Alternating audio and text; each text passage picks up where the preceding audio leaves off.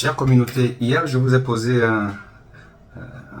une petite question, un petit quiz qui consistait à demander quel examen en première intention on doit demander à un patient ou une patiente qui se présente avec des palpitations à l'effort.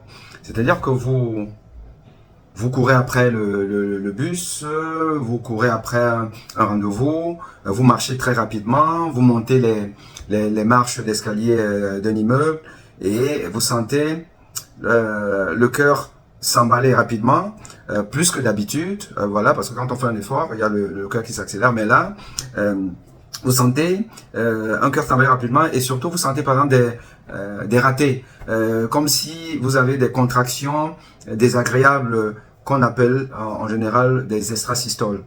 Alors, quel examen il faut faire lorsque vous avez un symptôme de type palpitation, de type raté, de type vide dans le cœur? Parce que le vide dans le cœur, c'est un peu une contraction prématurée qui va donc s'accompagner d'une pause, d'une pause compensatoire. On sent ça comme le vide, comme si le cœur s'est arrêté. Si vous le ressentez, quand vous faites un effort, quel est l'examen qu'il faut demander? Alors, avant de répondre à la question, je vous dirais ceci. En médecine, il y a un principe qui est fondamental. Il faut pouvoir reproduire un symptôme. Il faut pouvoir reproduire un symptôme dans les conditions où le symptôme est apparu. C'est ce qu'on appelle une trouvaille clinique. Un symptôme clinique. Une information qui répète les conditions dans lesquelles on a eu la plainte. Ça, c'est fondamental. Si vous faites un effort et vous avez mal, ben, on s'attend à ce que quand vous venez voir le médecin et que vous ne faites pas un effort, que quel que soit l'examen qu'on va vous demander, qu'on ne retrouve rien. Parce que vous n'êtes pas dans les conditions cliniques qui ont permis de pouvoir mettre en évidence la plainte, mettre en évidence la maladie sous-jacente, le symptôme sous-jacent, le signe sous-jacent.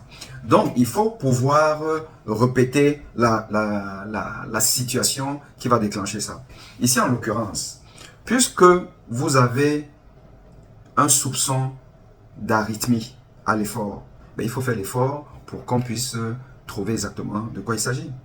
Et donc, la médecine a prévu des examens à l'effort qui permettent justement de répéter le symptôme que vous avez. Et cet examen, c'est l'épreuve d'effort ou test d'effort. Donc, la personne qui, quand elle court, quand elle marche rapidement, quand elle fait un effort de manière générale, elle ressent une arythmie, des palpitations, on doit mettre la personne sur un vélo ou sur un tapis roulant et la personne va pédaler, étant branchée à un moniteur qui va enregistrer l'électrocardiogramme en continu. Le test d'effort va donc accélérer le cœur, solliciter la réserve cardiaque, entraîner l'augmentation de la fréquence cardiaque due en fait à une excitation, une stimulation du système sympathique.